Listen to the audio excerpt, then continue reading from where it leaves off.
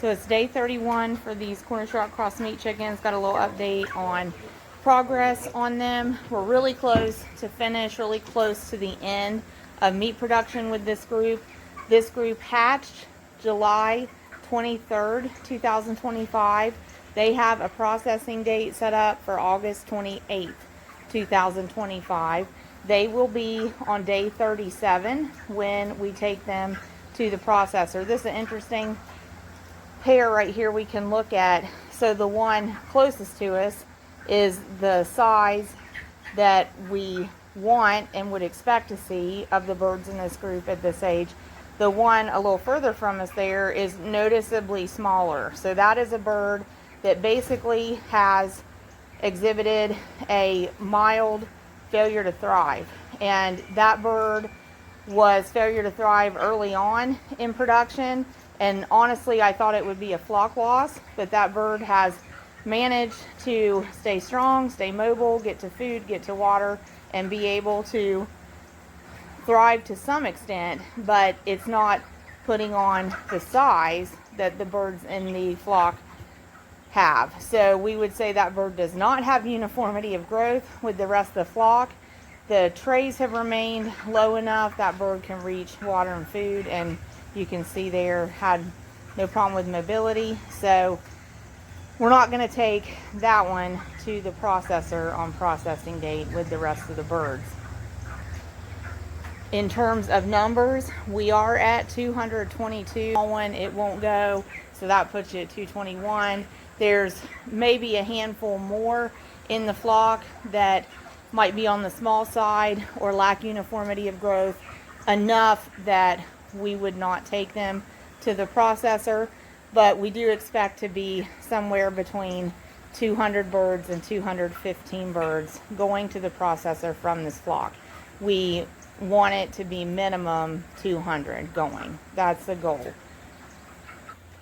Just shifted to a little bit of a different angle here looking at this pen. You are seeing most of the birds basically resting right now. For the most part, Cornish Rock Cross meat chickens at this age, they're 31 days of age, so they're between 4 weeks and 5 weeks. This is pretty typical activity level, really, for Cornish Rock Cross meat chickens. They're not real interested in being super active. They're mostly interested in eating, getting their fill, and staying hydrated, and that's about it. So you see them go to food, you'll see them go to water, and the rest of the time you're going to see them interact with each other and with their environment, but you're not going to see a lot of unnecessary activity out of them.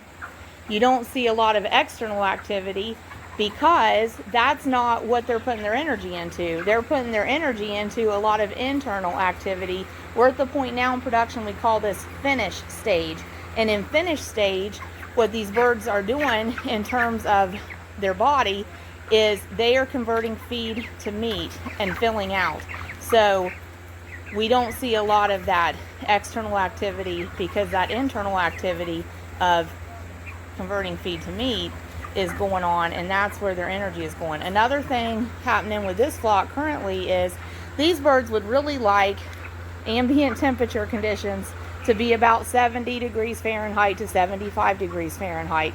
We're in Southeast Ohio, USA.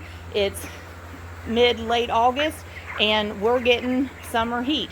So the temperature today is actually pretty mild for summer, but it's 83 degrees Fahrenheit real feel, and so that's a good 13 degrees Fahrenheit hotter than these birds want to be. So even though in terms of summer temperatures, that's mild for us, in terms of what Cornish Rock Cross meat chickens want, that's hot.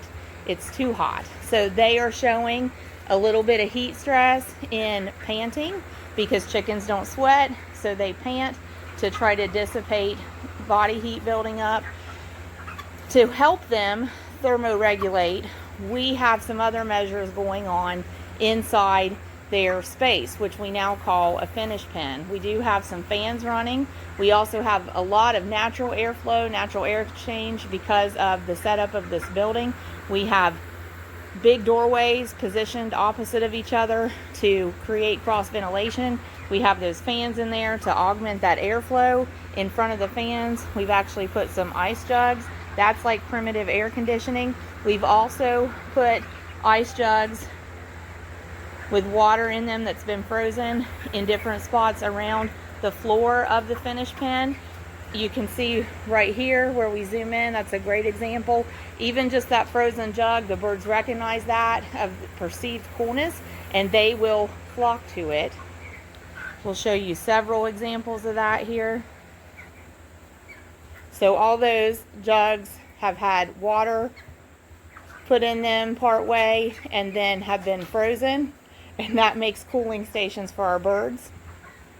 Wow, that one's pretty talented. It's not an easy thing for a meat chicken to stand on a round bottle, but that one figured it out. But that's really cooling that bird down well, because one way to help chickens cool down is to cool their feet and to cool their bellies and to cool any areas of exposed skin not covered by feathering. So actually that bird putting its feet on that frozen ice jug is really, really helping that bird have perceived coolness.